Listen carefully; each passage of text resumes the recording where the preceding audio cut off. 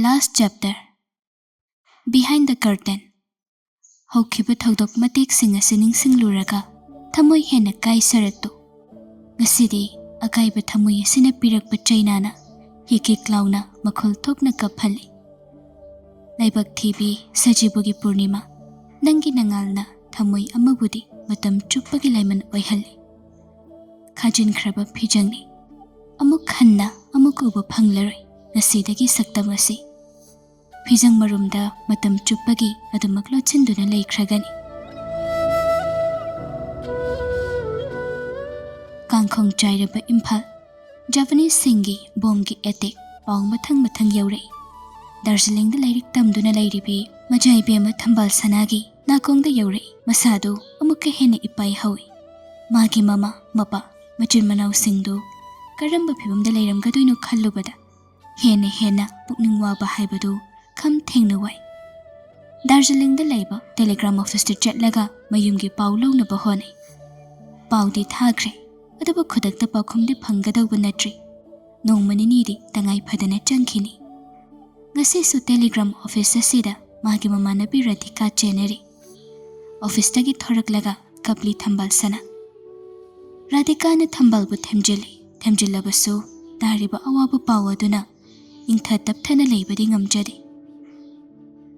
Tapthaba phathaba tammu kaidaurage thambal nangba. Ai ngamtre. Nangtaknaba singa sibu phajinaba hotnaba ngamtre. Madusu chumi adubu yarikhaina sada themjinba tamu kasuktauramuyi. Aigi wakhal asina phana matta khanba ngamte Radhika. Aina nang oiramlabasu phibamsida awachaina phangani. Adubu awabada sum khanjilaga leiragadi isa wanaba hinjinjabu oigani. Aina warisida hena awabambasu lei. Kari karamba wakhalge awabano.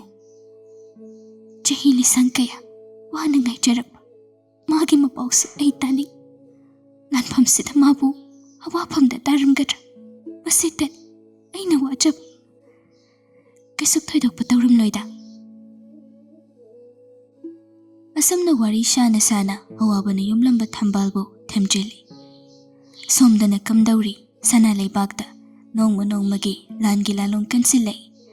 British singna Japanese singi mayokta changsingadaba lalong nongmagidi asum haujinki. Anglo American Army kaya Manipur da thonglare. Ikhang haudana achauba lanpham ama oiragle. Japanese landmigi General Mutaguchi ikhang haudana makhoigi headquarter da laki. Bisenpur amadi ningthaukhongda attack tawriba Japanese ki commander Yanagi dabu mathau chiksina tawde haiduna mamit kaba makhai sauraki. Loinana 33 division na aroibu oina Manipur tampak yaugadaba Silchar lambi kakkadawani haiduna order tawki. 1944 Megi ahanba sarukta Japanese 15th Division di litanda laikre. Tha anigi matungdadi General Yamachogi troops singna khungang singda haithakre. Jingthak jingkhong jingyada laklaga kangla tombi amadi ukrolgi marakta leiba maru oiba lamdam masida magi division madugi kangbu macha thokna chaithoi. Kangla tombi loshin khibadagi Japanese singna nungshiguma amasung jingthakdagi yengtharakpada British singi bunker sariba singdu irailaina loina uki.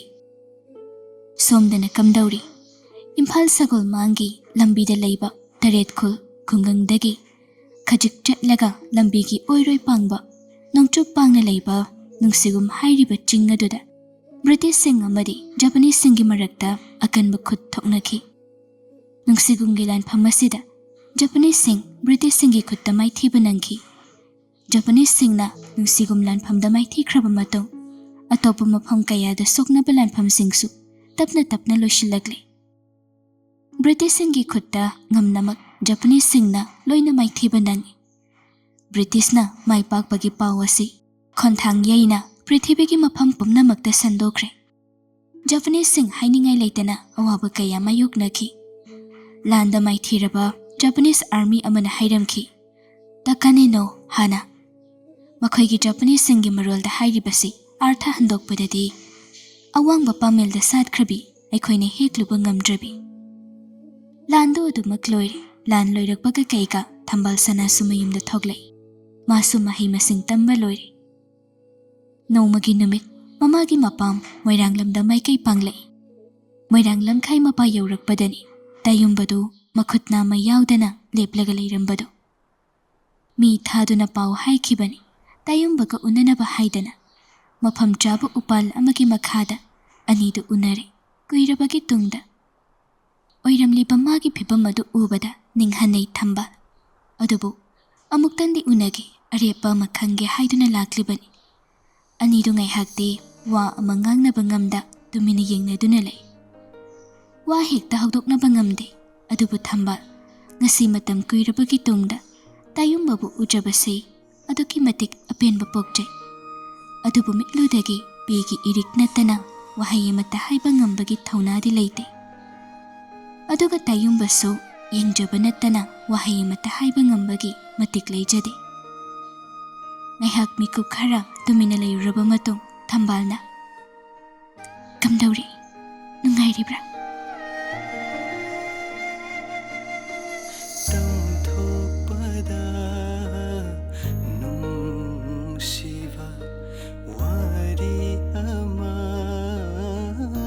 Tayumbasu awaba pumba khangjilaga nungairi. Anidu makhatana hawaii kum tauni. Nangaibu waraubra. Waraudi, karigi warauni. Warauna bagi maramba matapiyo. Nangi telegram ki marulaina hankida bagi. Aduki bukaino waraudi. Karigi na warauni. Pibam na matamna pumnamak oihankibani. Adubu Pibam matamna pumnamak machu walhalabasu. Sanglaba chahi kayase. Nahak thaki aina wana khangki. Nangbu mikup amata khandaba yaukide. Wakhaldagi khak nangbu thadokide.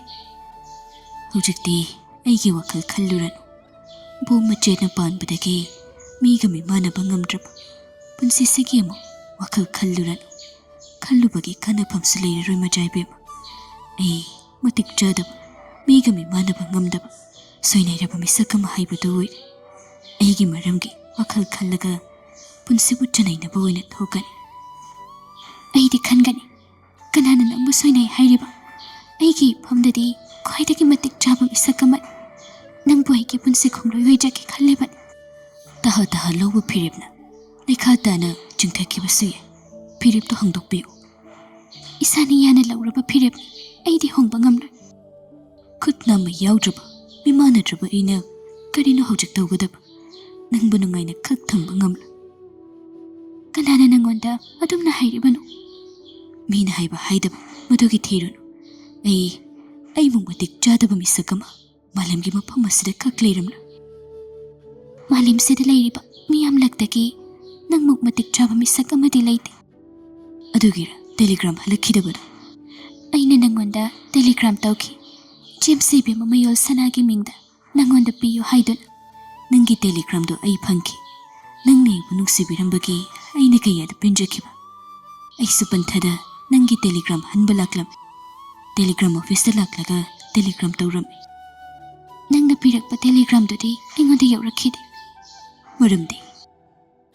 Maraksida nang suwaisu gyantanada pa malaiki. Madaw karamna. Namituda nang natawramba telegram do thadringai. James tharak sanana mullaga telegram do manghanki. Aduna nang napirak pa telegram do ingonda yawrakhidabani. Madi kari maramgi. Aigi pokminaba James mayol sanaga itayibungo sana matunga. Makoy yanigi punsigi Maria masagatpada. Ay Nachom thawdang amalawki. I James tharak sanada itaybuloda nugsijay. Adubu khudingma aremba oiki. Magi ningba kai. Magi lambida ayetpa piki haiduna aigi punsi waridasu mana palloiduna thattuna thamki. Wafam sikamduna khanglakliba. James tharak sana nan manungda masagi akanba anaba amadagi laikhidre. Mana siramdaida James Ibe mamayol sanagi maphamda sitnana loina tamlaki. Karigumba wafamsi mana haidoklamdrabadi hojiksu khanglamloi. James Ibe mana wafamsigi maramda lalesu haijaki. Mahangna lotsilamba telegram do asinatra. ꯊꯝꯕꯥꯜ Telegram ꯑꯃ ꯈꯨꯠꯁꯤꯟꯅꯩ꯫ ꯇꯥꯌꯨꯝꯕꯒꯤ ꯃꯈꯨꯠꯇ ꯇꯦꯂꯤꯒ꯭ꯔꯥꯝꯗ ꯎꯕꯗ ꯅꯤꯡꯁꯤꯡꯂꯛꯈꯤ ꯃꯥ ꯃꯁꯥꯃꯛꯅ ꯍꯥꯏꯔꯒ Telegram ꯃꯦꯆꯤꯟꯗꯨ ꯄꯥꯅꯔꯤꯕ ꯃꯤꯁꯛ ꯑꯗꯨꯗ ꯏꯍꯟꯈꯤꯕꯅꯤ꯫ ꯃꯥꯅꯤ, ꯋꯥꯍꯩꯁꯩꯅ ꯍꯥꯏꯔꯒ ꯏꯪꯒ꯭ꯔꯥꯖꯤꯗ ꯏꯍꯟꯈꯤꯕꯅꯤ꯫ ꯅꯪ ꯑꯩꯕꯨ ꯋꯥꯔꯧꯕ꯭ꯔꯥ? ꯋꯥꯔꯧꯗꯦ, ꯀꯔꯤꯒꯤ ꯋꯥꯔꯧꯅꯤ? ꯋꯥꯔꯧꯅꯕꯒꯤ ꯃꯔꯝ ꯑꯃꯠꯇ ꯄꯤꯌꯨ꯫ ꯅꯪꯒꯤ ꯇꯦꯂꯤꯒ꯭ꯔꯥꯝꯒꯤ ꯃꯔꯣꯜ ꯍꯟꯈꯤꯗꯕꯒꯤ꯫ ꯑꯗꯨꯒꯤꯕꯨ ꯀꯩꯅꯣ? ꯋꯥꯔꯧꯗꯦ, ꯀꯔꯤꯒꯤ ꯑꯩꯅ ꯋꯥꯔꯧꯒꯅꯤ? ꯐꯤꯕꯝꯅ ꯃꯇꯝꯅ ꯄꯨꯝꯅꯃꯛ ꯑꯣꯏꯍꯟꯈꯤꯕꯅꯤ꯫ ꯑꯩꯕꯨ ꯊꯥꯖꯕꯤꯌꯨ, ꯑꯩꯒꯤ ꯅꯨꯡꯁꯤꯕꯗꯤ ꯍꯣꯡꯕ ꯅꯥꯏꯗ꯭ꯔꯤ꯫ ꯉꯁꯤ ꯑꯩꯅ ꯅꯪꯒꯤ ꯅꯅꯥꯛꯇ ꯂꯥꯛꯂꯤꯕꯁꯤ ꯇꯦꯂꯤꯒ꯭ꯔꯥꯝꯁꯤꯒꯤ ꯂꯥꯟꯅ ꯂꯧꯔꯤꯕ ꯋꯥꯐꯝ ꯑꯁꯤ ꯁꯦꯡꯗꯣꯛꯄ ꯈꯛꯇ ꯅꯠꯇꯦ꯫ ꯑꯩꯅ ꯂꯥꯛꯂꯤꯕ ꯄꯨꯟꯁꯤꯒꯤ ꯑꯣꯏꯅ ꯅꯪꯒꯤ ꯅꯅꯥꯛꯇ ꯂꯦꯡꯗꯅ ꯂꯩꯔꯒꯦ ꯍꯥꯏꯗꯨꯅ ꯏꯈꯣꯡꯁꯦ ꯊꯥꯡꯗꯣꯛꯇꯨꯅ ꯂꯥꯛꯂꯕꯅꯤ꯫ ꯅꯪꯕꯨ ꯑꯩꯒꯤ ꯅꯥꯛꯇ ꯂꯦꯡꯗꯅ ꯂꯩꯕ ꯉꯝꯂꯗ꯭ꯔꯥꯅꯤ? ꯉꯝꯂꯅꯤ꯫ ꯑꯩ ꯅꯪꯒ ꯄꯨꯟꯁꯤꯒꯤ ꯑꯔꯣꯏꯕ ꯃꯤꯀꯨꯞ ꯐꯥꯎꯕ ꯂꯩꯃꯤꯟꯅꯒꯦ ꯍꯥꯏꯗꯨꯅ ꯂꯥꯛꯂꯕꯅꯤ꯫ ꯑꯗꯨꯗꯤ ꯍꯧꯖꯤꯛꯃꯛ ꯆꯠꯂꯁꯤ꯫ ꯃꯥꯡꯊꯥꯅ ꯈꯨꯠꯁꯝꯅꯅ ꯄꯨꯕꯤꯌꯨ꯫ ꯄꯨꯔꯒꯦ ꯅꯪꯕꯨ꯫ ꯃꯣꯏꯔꯥꯡ ꯂꯤꯂꯥ 8ꯀꯤ ꯁꯥꯌꯣꯟꯐꯝ ꯊꯥꯡꯖꯤꯡ ꯆꯤꯡꯅ ꯎꯐꯝꯃꯣꯏ ꯂꯣꯛꯇꯥꯛꯀꯤ ꯃꯥꯒꯤ ꯃꯁꯥꯏꯀꯣꯟ ꯑꯁꯤꯗ ꯄꯨꯟꯁꯤꯒꯤ ꯂꯣꯝꯖꯒꯦ꯫ ꯊꯝꯕꯥꯜ, ꯑꯩꯗꯤ ꯅꯪꯒꯤ ꯄꯨꯟꯁꯤ ꯏꯌꯩꯗ ꯁꯥꯠꯄꯤ ꯁꯤꯡꯒꯦꯜ ꯊꯝꯕꯥꯜ ꯑꯣꯏꯖꯒꯦ꯫ ꯏꯁꯥꯅ ꯏꯈꯣꯡꯅ ꯊꯣꯡꯅ ꯅꯪꯒꯤ ꯇꯦꯂꯤꯒ꯭ꯔꯥꯝꯒꯤ ꯄꯥꯎꯈꯨꯝ ꯄꯤꯔꯕꯅꯤ꯫ ꯅꯪꯒꯤ ꯅꯥꯛꯇ ꯑꯩ ꯄꯨꯟꯁꯤꯁꯤꯃꯒꯤ ꯍꯤꯡꯖꯒꯦ꯫ ꯁꯥꯡꯂꯕ ꯆꯍꯤ ꯀꯌꯥ ꯅꯪꯒꯤ ꯇꯦꯂꯤꯒ꯭ꯔꯥꯝ ꯉꯥꯏꯕꯗ ꯋꯥꯔꯕ ꯄꯨꯟꯁꯤꯁꯤꯅ ꯉꯁꯤꯗꯤ ꯃꯉꯣꯟ ꯅꯣꯛꯆꯔꯤ꯫ ꯑꯁꯨꯝ ꯇꯧꯗꯅ ꯁꯥꯕꯤ ꯁꯥꯅꯧ ꯑꯅꯤꯁꯤ ꯅꯨꯡꯁꯤ ꯄꯟꯊꯨꯡ ꯌꯧꯈ꯭ꯔꯦ꯫ ꯂꯥꯟ ꯂꯣꯏꯔꯕ ꯃꯇꯨꯡ ꯇꯪꯗꯨ ꯂꯩꯇꯥꯅ ꯂꯩꯕ ꯃꯅꯤꯄꯨꯔ ꯑꯃ ꯑꯣꯏꯔꯦ꯫ ꯄ꯭ꯂꯦꯟ ꯄꯣꯛꯈꯥꯏꯕꯗ ꯂꯩꯈꯤꯗꯕ ꯏꯪꯂꯦꯟꯗꯒꯤ ꯂꯥꯛꯈꯤꯕ ꯄꯥꯈꯪ ꯃꯆꯥ ꯑꯃꯒꯤ ꯏꯝꯐꯥꯜ ꯋꯥꯔ ꯁꯤꯃꯤꯇ꯭ꯔꯤꯗ ꯂꯩꯕ ꯃꯨꯡꯐꯝ ꯑꯃꯗ ꯃꯄꯥꯗꯨꯅ ꯏꯪꯂꯦꯟꯗꯒꯤ ꯃꯆꯥꯒꯤ ꯃꯨꯡꯐꯝꯗ ꯂꯥꯛꯂꯤ꯫ ꯃꯆꯥꯕꯨ ꯎꯅꯕ ꯄꯨꯛꯃꯦꯟ ꯄꯥꯎꯃꯤꯟꯅꯕ ꯃꯨꯡꯐꯝ ꯑꯗꯨꯗ ꯃꯨꯡꯐꯝꯒꯤ ꯂꯩꯃꯥꯏꯗꯨꯗ ꯍꯤꯛꯅ ꯀꯞꯂꯤ꯫ ꯑꯗꯨꯒ ꯄꯤꯊ꯭ꯔꯥꯏꯒꯤ ꯀꯣꯝꯄꯥꯛ ꯃꯆꯥ ꯑꯃꯗ ꯋꯥꯍꯩ ꯈꯔ ꯍꯛꯂꯒ ꯃꯆꯥꯒꯤ ꯃꯨꯡꯐꯝ ꯑꯗꯨꯗ ꯊꯅꯝꯃꯤ꯫ Your father's mind often travels to this grave far away from Leeds, England. ꯂꯥꯟ ꯂꯣꯏꯔꯕ ꯃꯇꯨꯡ ꯏꯀꯨꯏ ꯀꯨꯏꯗꯅ ꯆꯍꯤ ꯈꯔꯒꯤ ꯃꯇꯨꯡꯗ ꯕ꯭ꯔꯤꯇꯤꯁꯁꯤꯡꯒꯤ ꯃꯈꯨꯠꯇꯒꯤ ꯃꯅꯤꯄꯨꯔꯁꯨ ꯅꯤꯡꯇꯝꯕ ꯐꯪꯂꯦ꯫ ꯑꯗꯨꯕꯨ ꯅꯤꯡꯊꯧ ꯄꯥꯟꯕ ꯂꯩꯕꯥꯛ ꯑꯃ ꯍꯥꯏꯕꯗꯨꯗꯤ ꯑꯣꯏꯗ꯭ꯔꯦ꯫ ꯊꯝꯕꯥꯜ ꯁꯅꯥ ꯀꯣꯂꯦꯖꯀꯤ ꯑꯣꯖꯥ ꯑꯃ ꯑꯣꯏꯔꯦ꯫ ꯃꯆꯥ ꯄꯤꯕ 2 ꯅꯤꯡꯒꯣꯜ ꯑꯃ ꯄꯣꯛꯏ꯫ ꯇꯞꯅ ꯇꯞꯅ ꯑꯍꯜꯒꯤ ꯃꯇꯝꯁꯨ ꯑꯣꯏꯔꯛꯏ꯫ ꯅꯣꯡꯃꯒꯤ ꯅꯨꯃꯤꯠ ꯃꯄꯨꯔꯣꯏꯕ ꯇꯥꯌꯨꯝꯕꯒ ꯊꯥꯡꯖꯤꯡ ꯍꯔꯥꯎꯕꯁꯤꯕꯨ ꯍꯟꯗꯛꯁꯤꯕꯨ ꯈꯣꯡ ꯆꯤꯡꯅꯤ ꯍꯥꯏ, ꯆꯨꯝꯕ꯭ꯔꯅꯦ ꯃꯃꯥ? ꯆꯨꯝꯃꯤ, ꯑꯣꯟꯊꯣꯛꯅ ꯌꯥꯎꯅꯤꯡꯈ꯭ꯔꯦꯗ꯫ ꯅꯍꯥ ꯑꯣꯏꯔꯤꯉꯩꯗ ꯑꯣꯏꯔꯝꯂꯒꯗꯤ ꯀꯌꯥꯗ ꯅꯨꯡꯉꯥꯏꯒꯗꯧꯕ꯫ ꯃꯇꯝꯗꯣ ꯑꯃꯨꯛ ꯃꯅꯤꯡ ꯍꯜꯂꯁꯤꯔꯣ? ꯍꯣ, ꯄꯥꯝꯖꯗ꯭ꯔꯦ꯫ ꯀꯔꯤꯒꯤ? ꯍꯧꯖꯤꯛꯇ ꯅꯍꯥ ꯑꯣꯏꯔꯝꯂꯕꯗꯤ ꯅꯨꯡꯉꯥꯏꯅꯤ ꯍꯥꯏꯈꯤꯗꯥꯏꯅꯦ? ꯃꯇꯝꯗꯣ ꯌꯥꯝ ꯋꯥꯈꯤꯅꯤ ꯅꯪꯕꯨ꯫ ꯅꯣꯡꯃ ꯅꯪꯅ ꯊꯥꯡꯖꯤꯡ ꯂꯥꯏꯗ ꯍꯩꯔꯨꯛ ꯀꯥꯕ ꯂꯥꯛꯈꯤꯕꯗ ꯑꯩꯗꯤ ꯊꯕꯛ ꯑꯔꯨꯕ ꯑꯃꯒꯤ ꯆꯥꯏꯔꯦꯟꯗ ꯆꯠꯈꯤ꯫ ꯑꯩꯅ ꯍꯜꯂꯛꯄꯗ ꯅꯪ ꯂꯥꯛꯂꯝꯃꯤ ꯇꯥꯈꯤ꯫ ꯑꯩꯅ ꯀꯌꯥꯗ ꯋꯥꯅ ꯈꯥꯡꯈꯤꯕ ꯅꯪꯒ ꯊꯦꯡꯅꯍꯧꯗꯕꯒꯤ ꯑꯍꯤꯡ ꯀꯌꯥ ꯑꯃ ꯇꯨꯝꯕ ꯌꯥꯕ ꯅꯠꯇꯦꯅꯦ꯫ ꯅꯪꯗꯤ ꯆꯥꯏꯔꯦꯟ ꯅꯤꯡꯊꯧꯒꯤ ꯃꯆꯥꯅꯨꯄꯤꯗꯨꯒ ꯌꯥꯝ ꯂꯣꯏꯅꯕ ꯄꯥꯝꯈꯤꯗꯥꯏꯅꯦ?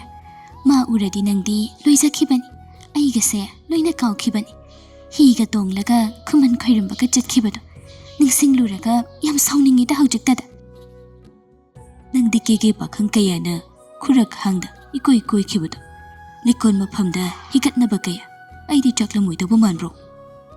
ꯑꯍꯜ ꯂꯣꯏꯔꯒ ꯂꯣꯏꯅ ꯀꯣꯊꯣꯔꯛꯏꯁꯤꯕꯨ ꯃꯍꯩꯗ ꯅꯆꯥꯁꯤꯡꯅ ꯇꯥꯈꯤꯕ ꯇꯥꯔꯤ ꯄꯦꯟꯁꯟ ꯆꯠꯂꯝꯗꯥꯏꯁꯤꯗ꯫ ꯇꯥꯒꯦ ꯇꯥꯖꯁꯅꯨ, ꯅꯪꯗꯤ ꯃꯤꯑꯣꯠꯄꯤꯅꯤ꯫ ꯇꯦꯂꯤꯒ꯭ꯔꯥꯝ ꯑꯃꯅꯁꯨ ꯆꯍꯤ ꯀꯌꯥ ꯑꯩꯕꯨ ꯑꯣꯠꯈꯤꯕ꯫ ꯇꯦꯂꯤꯒ꯭ꯔꯥꯝꯒꯤ ꯋꯥꯐꯝꯗꯨ ꯑꯃꯨꯛ ꯍꯧꯗꯣꯔꯛꯂꯕ꯭ꯔꯥ?